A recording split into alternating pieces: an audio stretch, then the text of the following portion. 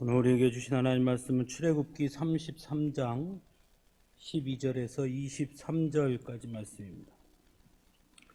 구약성경 133쪽 출애굽기 33장 12절에서 23절 찾으신 줄 알고 제가 봉독합니다.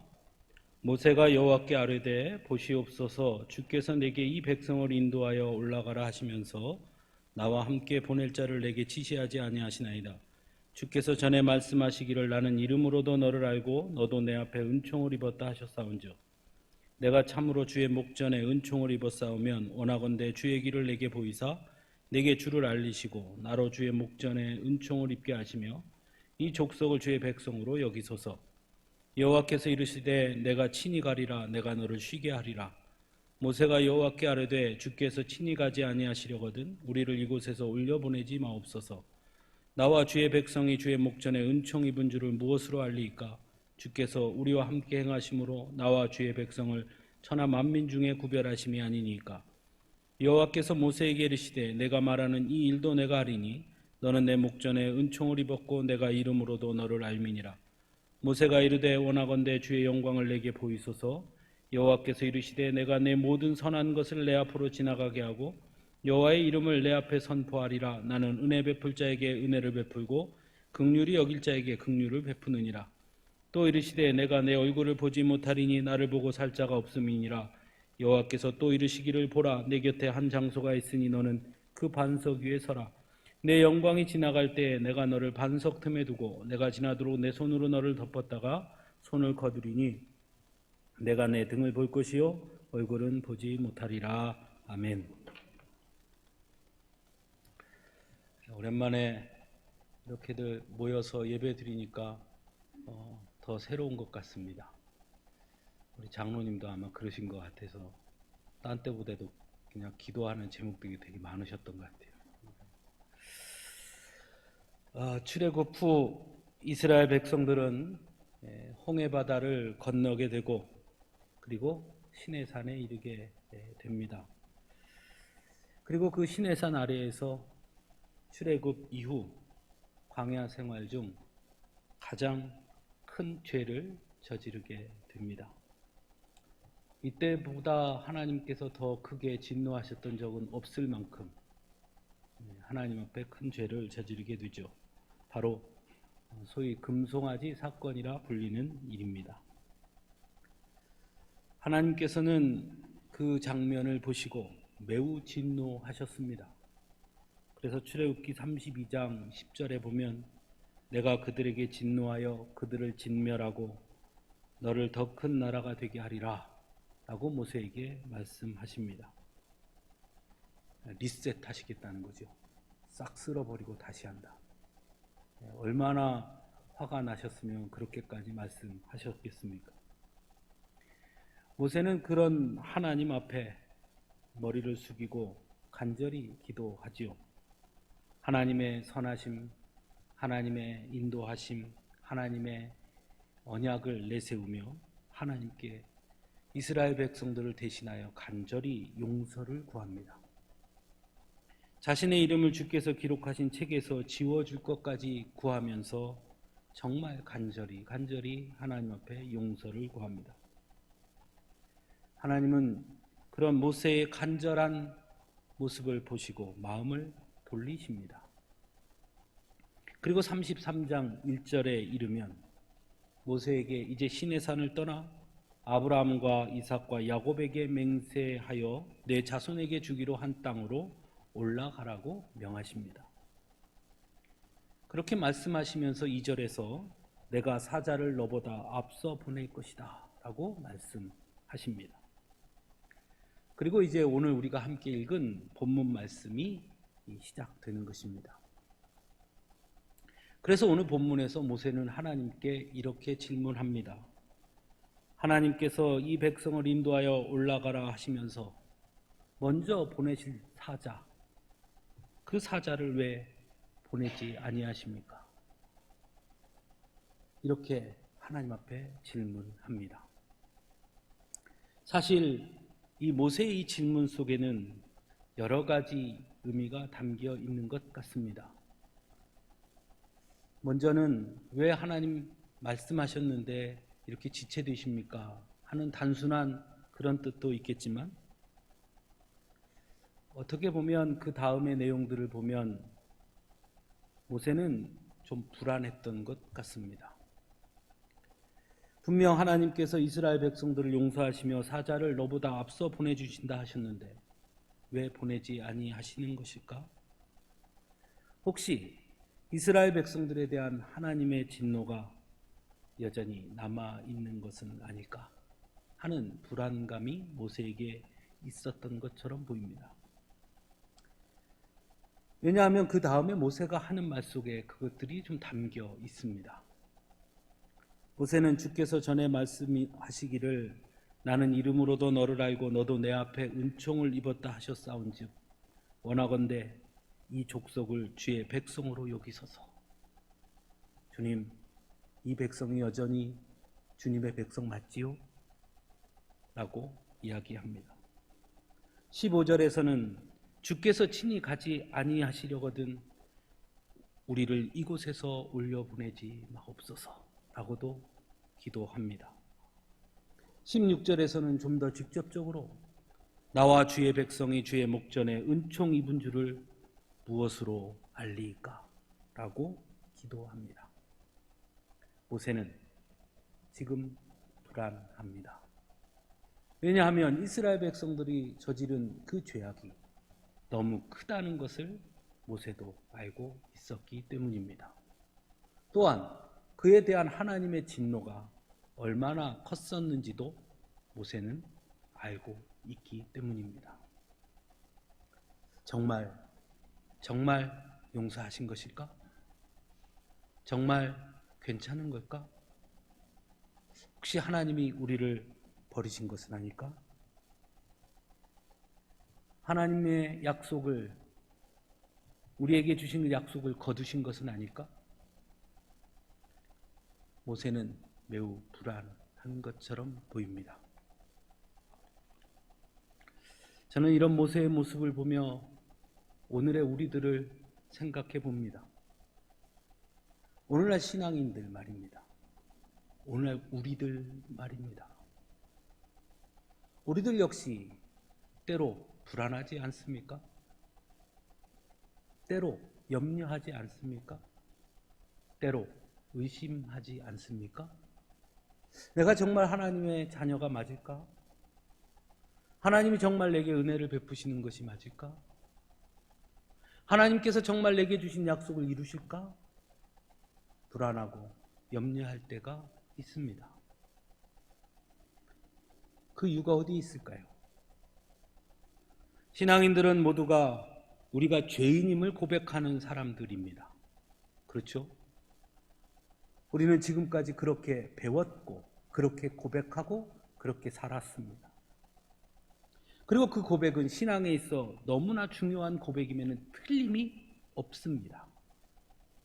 하지만 그 고백이 왜 그토록 중요한지, 그 고백의 의미가 무엇인지에 대해서는 깊이 생각하지 못하는 경우가 많다는 것입니다. 우린 죄인입니다. 왜 그렇게 고백해야죠? 우리는 죽을 수밖에 없는 죄인입니다. 그게 왜 그렇게 중요한 것입니까? 그러다 보니 어떤 경우에는 우리가 죄인이라는 것이 오히려 우리의 올무가 되는 경우도 있습니다. 믿지 않는 어떤 청년이 이렇게 말하는 걸 들었습니다. 참 교회는 웃겨요. 왜? 멀쩡한 사람 보고 막 죄인이라고 그래요. 그래 놓고 그 죄에서 구해준대요. 참 웃기지 않습니까? 난 죄인이라고 생각한 적이 없는데. 여러분 어떻게 생각하십니까? 그래서 믿음이 좋고 신앙생활을 오래 한 사람이지만, 소위 그렇게 불리는 사람이지만, 그러나 항상 두려움과 죄책감에 휩싸여 사는 경우가 많이 있음을 보게 됩니다. 그래서 어떤 경우에는 나 같은 죄인이 내가 뭘 할 수 있겠어? 나는 죄인인데 죽을 수밖에 없는데 자꾸 그렇게 되뇌입니다. 그리고 낙심하고 포기하고 좌절합니다. 맞죠? 분명히 우리는 하나님 앞에서 죄인임이 틀림이 없습니다. 그것이 의미하는 것은 그래서 어느 누구도 하나님 앞에 설 자격이 스스로에게는 없다는 것이죠. 하지만 그것에만 머물러서 두려움과 죄책감으로 살아야 한다는 것을 의미하는 것은 아니라는 것입니다. 우리는 모두 죄인이고 하나님 앞에 설 자격이 없는 자라는 고백은 그 다음의 고백이 있기에 중요한 것입니다. 그럼에도 불구하고 하나님께서 우리를 사랑하셔서 그럼에도 불구하고 하나님이 우리를 하나님의 백성이 되게 하시고 자녀가 되게 하셨다는 그 사실 때문에 우리가 죄인이라는 고백이 더욱 중요해지는 것입니다. 그러므로 우리가 죄인이라는 고백 뒤에는 반드시 그럼에도 불구하고 하나님의 은혜와 사랑으로 우리가 하나님의 자녀가 되었다라는 고백이 따라와야 하는 것입니다. 그래서 죄책감과 두려움에 묶여서 낙심하고 좌절하고 포기하는 것이 아니라 그럼에도 불구하고 하나님의 자녀가 되었으니 오히려 감격하고 그렇게 베풀어 주신 하나님의 사랑과 은혜에 감사하며 나아갈 수 있어야 한다라는 것입니다. 오늘 본문에서도 하나님은 모세에게 말씀합니다. 앞서 보내주실 사자를 기다리는 모세에게 아니 걱정하지 마 내가 친히 가리라 말씀합니다.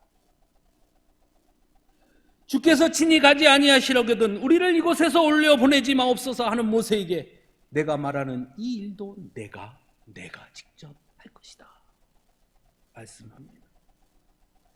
금송아지 사건처럼 죄로 가득했던 이스라엘 백성들이지만 그럼에도 불구하고 하나님은 그들을 버리지 아니하시며 오히려 더 가까이 오히려 더 직접적으로 그들을 이끌어 가실 것을 말씀하고 있습니다. 왜냐하면 오늘 본문에 말씀하죠. 은혜를 베풀 자에게 은혜를 베풀고 긍휼을 여길 자에게 긍휼을 베푸시는 하나님이시기 때문입니다. 사랑하는 성도 여러분, 우리 하나님은 그런 분이십니다. 우리를 사랑하시되 죽기까지 사랑하셨고 우리에게 은혜를 베풀어 주심에 한계가 없으신 그분이 바로 우리 하나님이십니다. 이게 더 중요합니다. 그러므로 죄책감에 매여 사는 자들이 아니라 이제라도 하나님의 약속을 믿고 힘차게 발걸음을 내딛는 자들이 되어야 하는 것입니다. 하나님께서 친히 가시겠다 하신 그 말씀을 믿고 순종의 발걸음을 내딜 수 있어야 하는 것입니다. 더 이상 두려움에 휩싸여서는 안 된다는 것입니다. 사도 바울은 그래서 로마서 8장에서 이렇게 우리에게 전합니다. 누가 능히 하나님께서 택하신 자들을 고발하리요? 누가 정죄하리요? 누가 우리를 그리스도의 사랑에서 끊으리요? 환난이나 곤고나 박해나 기근이나 적신이나 위험이나 칼이랴. 우리를 사랑하시는 이로 말미암아 우리가 넉넉히 이기느니라. 사망이나 생명이나 천사들이나 권세자들이나 현재일이나 장래일이나 능력이나 높음이나 기쁨이나 다른 어떤 피조물이라도 우리 주 그리스도 예수 안에 있는 하나님의 사랑에서 끊을 수 없느니라. 그러니 당당하게, 그러니 용기 있게, 그러니 힘있게. 디모데후서 1장 7절에서는 하나님이 우리에게 주신 것은 두려워하는 마음이 아니요 오직 능력과 사랑과 절제하는 마음이라고도 말합니다.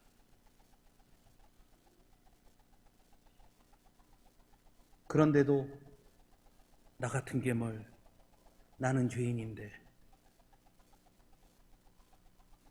그렇게 매여 사시겠습니까?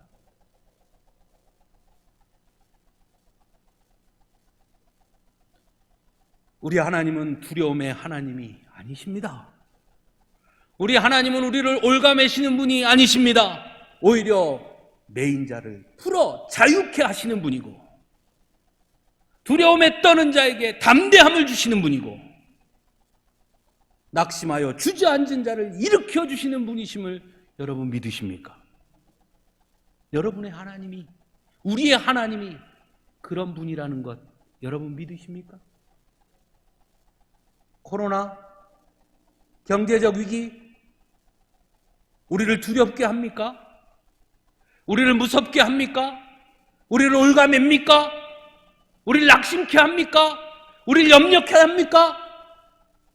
우리 하나님이 계십니다.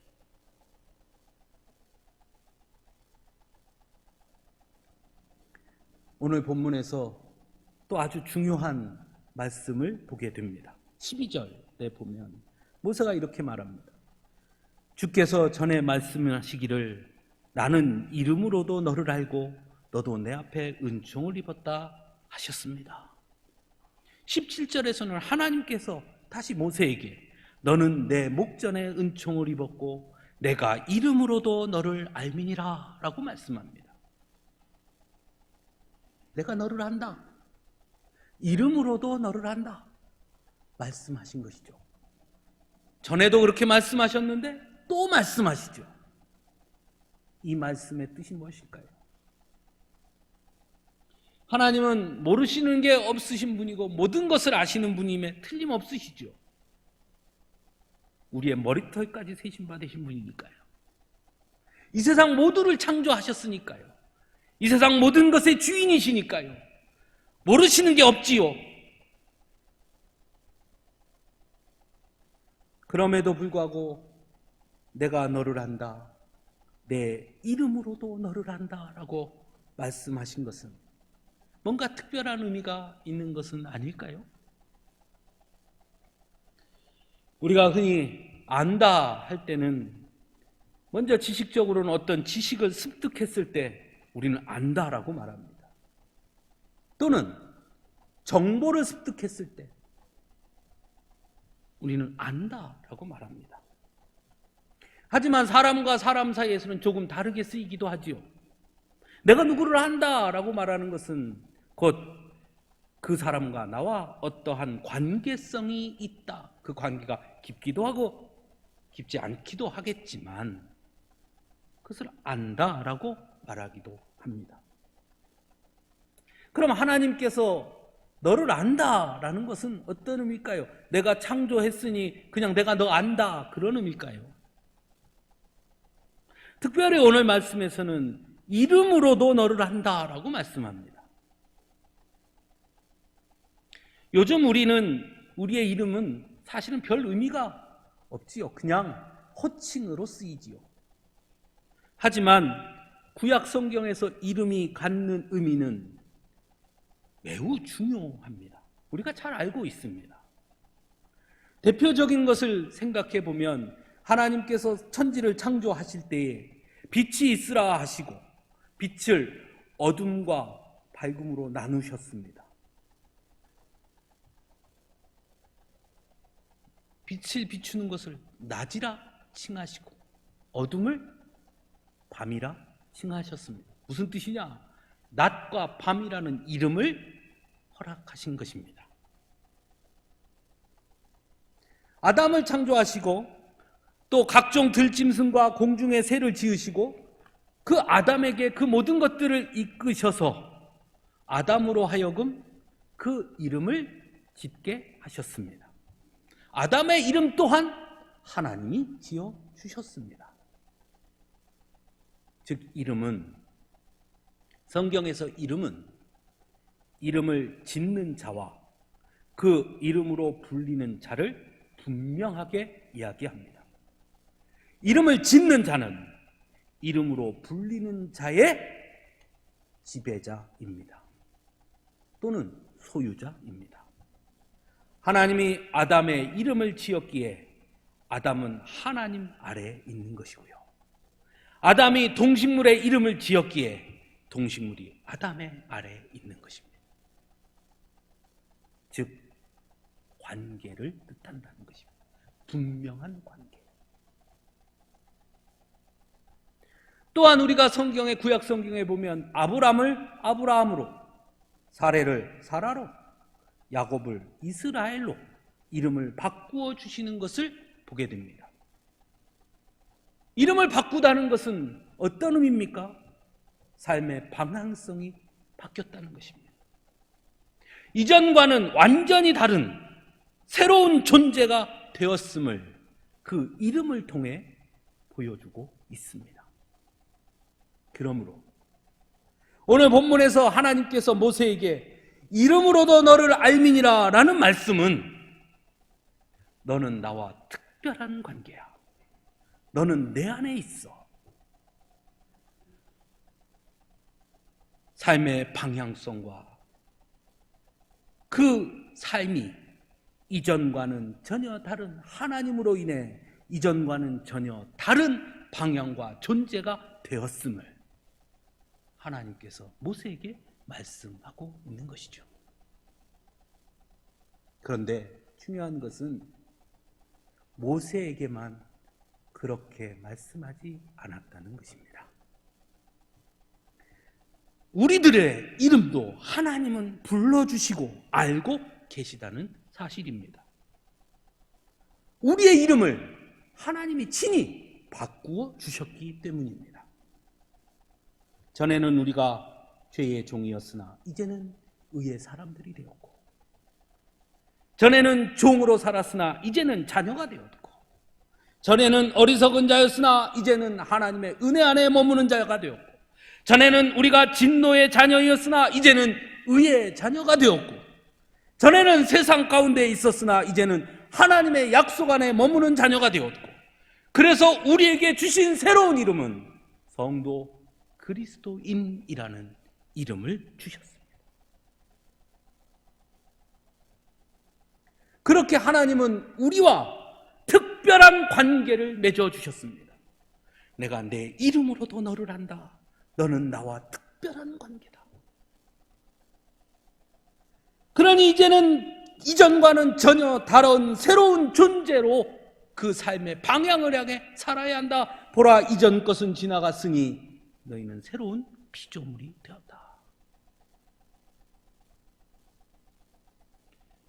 흔히 사람들이 자주 쓰는 말 중에 이름값 좀 하고 살자, 이름에 먹칠하지 말고 살자, 이런 말 많이 씁니다. 가만히 생각해 보면 참 멋진 말입니다. 들을 때는 별로 기분이 좋지는 않지만 이름에 걸맞게 살아야 되지 않습니까? 성도라는 이름답게, 그리스도인이라는 이름답게 살아야 하지 않겠습니까? 왜냐하면 하나님이 우리를 그렇게 불러주시니까요. 하나님이 우리의 이름을 그렇게 기억하시니까요. 그러니까 그 이름에 걸맞게 살아야지요. 어떻게? 문제는 어떻게 하죠? 어떻게 그렇게 살 수 있겠습니까?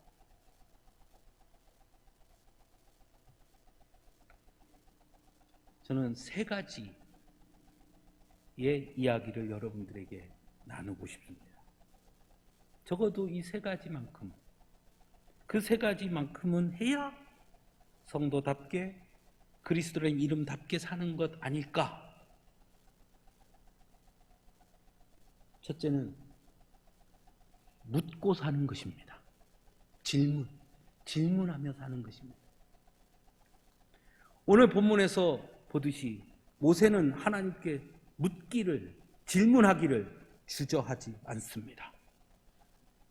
여러분, 성도는 하나님께 묻는 사람입니다. 질문하는 사람입니다.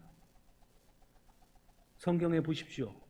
성경의 위인들 중에 하나님께 질문하지 않은 사람이 있는지.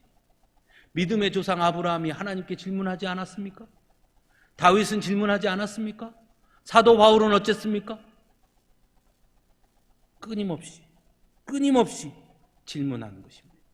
끊임없이 하나님과 대화하는 사람입니다. 우리가 그걸 못해요. 말씀하옵소서. 내가 듣겠나이다. 들리면 그거 아닙니다. 다르게 말씀하옵소서.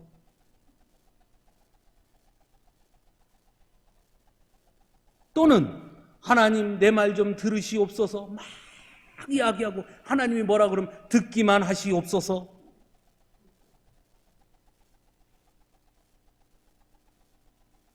하나님께 묻지 않고 내 맘대로 다 해놓고 하나님 책임지십시오.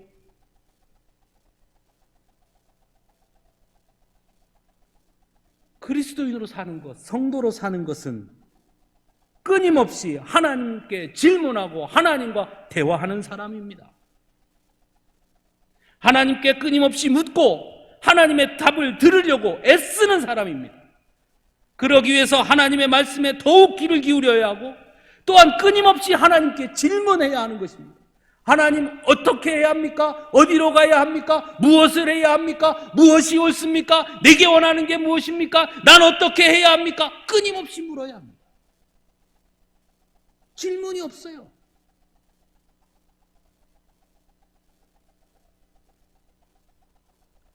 두 번째, 고민하는 사람입니다.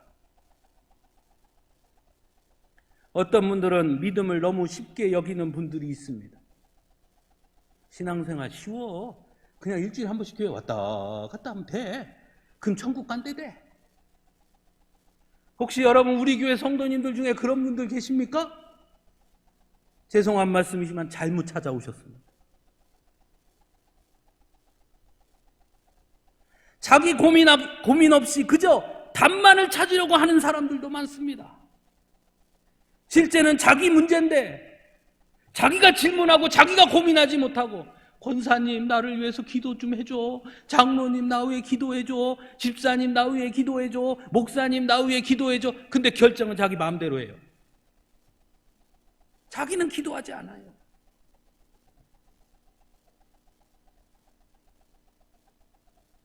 쉽게 얻은 답은 그 힘 역시 쉽게 사그라지는 것입니다.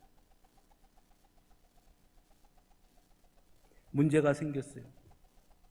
권사님 어떻게 해야 돼? 권사님 말해. 기도해. 기도 됩니까? 그 말 듣고 나면 정말 기도가 됩니까? 아니에요. 혼자 골방에 앉아 가슴도 치고 눈물도 흘리고 방바닥도 벅벅 끓고 고민하고 잠도 못 자고 식음을 전폐하고 어떻게 해야 될까 어떻게 해야 될까 어떻게 해야 될까 고민하고 또 고민하다 결국 찾은 답이 기도일 때 그 기도는 온 마음을 쏟아놓는 기도가 되는 것입니다. 그래야 거기에 답이 있는 거예요. 고민해야 돼요. 성도는 그리스도인은 고민하는 사람이에요. 하나님의 뜻이 무엇인지 고민하는 사람, 이 땅에서 내가 어떻게 살아야 하는지 고민하는 사람, 하나님이 기뻐하시는 것이 무엇인지 끝없이 고민하는 사람, 그게 성도답게 사는 거예요. 그게 없어요. 우리가. 마지막으로는 사랑하는 것입니다. 그 사랑은 때로 손해를 감수하는 사랑입니다. 그 사랑은 때로는 고통과 고난을 감수하는 사랑입니다. 그 사랑은 때로는 주기만 하는 사랑입니다.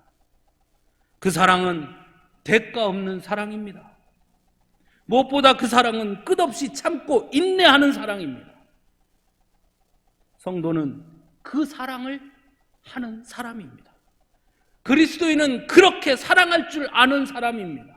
사랑할 만해야 해서 사랑하는 것이 아니라 사랑할 수 없어도 사랑하는 사람.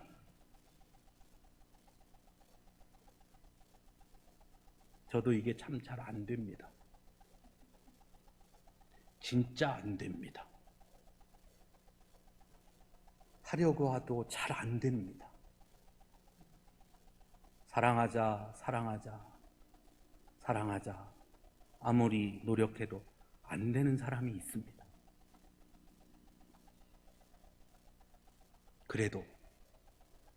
그럼에도 불구하고 사랑할 수 있어야 하는 겁니다. 사랑하는 성도 여러분, 두렵습니까? 하나님 앞에 혼날까봐 걱정되십니까? 내 삶을 내가 너무 잘하는데 이 모양으로 살았으니 염치가 있지 내가 어떻게 하나님 앞에 나갈까 싶습니까? 하나님이 나를 버리실까 염려되십니까? 정말 내가 하나님의 복을 받을 수 있을까 걱정되십니까? 정말 내가 하나님의 자녀일까 의심하십니까? 하나님은 우리를 두렵게 하시는 분이 아닙니다. 하나님은 우리를 자유케 하시는 분이십니다. 하나님은 우리를 절대로 놓지 아니하시는 분이고 하나님은 끝까지 우리를 사랑하시는 분이십니다. 그러니 염려, 근심, 죄책감, 두려움에 쌓여 움츠려들지 마시기 바랍니다. 하나님은 우리를 성도라 그리스도인이라 불려주시는 분이십니다. 그걸 기억하십시오. 그러니 이제 성도답게 그리스도인답게 살아갑시다. 하나님께서 친히 우리와 함께 가실 것이고 친히 그 일을 행하실 것이라 말씀하시지 않습니까? 그러니 움츠려들지 말고 두려워하지 말고 주눅들지 말고 낙심하지 말고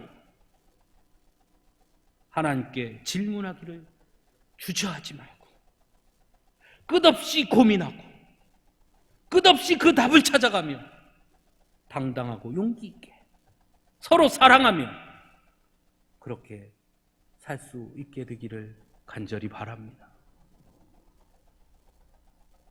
하나님은 여러분을 지금도 사랑하시고 하나님은 여러분을 지금도 여전히 내 사랑하는 자녀 성도요 그리스도인이라 불러주십니다.